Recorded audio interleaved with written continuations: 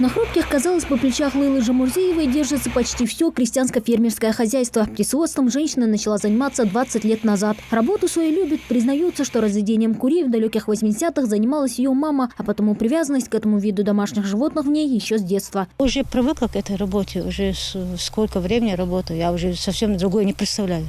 То ли история Лейлы так вдохновила студентов, то ли полезный и весьма интересный фермерский труд. Ребята то и дело заваливают вопросами опытного специалиста по разведению кур. Именно эта порода пернатых, признается Лейла, самая востребованная. Бройлеры способны набирать вес всего за пару недель. Уже максимальный вес, уже все фугер. Уже на забой готовы ешь.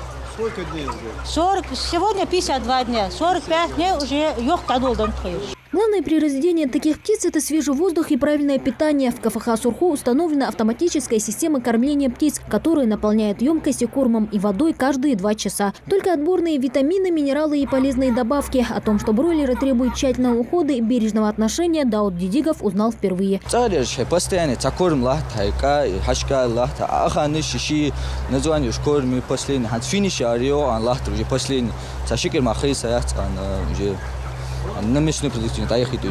От птицевода со стажем Лейлы Жамурзиевой можно узнать и не такое. К примеру, по куриным лапкам можно определить ее возраст. Если они пожелтели, то птица считается созревшей, а состояние здоровья курей и вовсе узнают необычным способом. Как идет? Выдавлять, мы что ходим?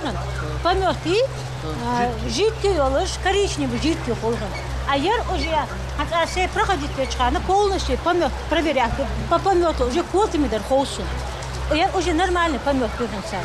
А чуть жидкий уже холи, так уже она хайт,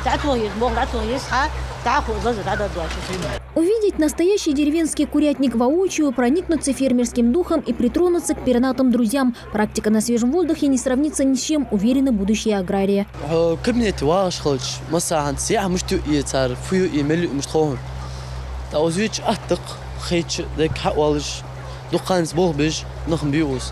خاطر دلش هوش دقا ناخا بيد باش حمد يردير تج حلقيج يرش حج درجي عن بيزم تخش حبيل بوبوه باتر. С развитием сельского хозяйства необходимость в молодых специалистах только растет. К тому же именно эта профессия в числе самых востребованных в республике. А потому и студенты-аграрии всегда смогут найти занятия по душе, уверен Абуязид Хабриев. Фермеры ж, частники ж, духлели ж, птицеводством заниматься деш.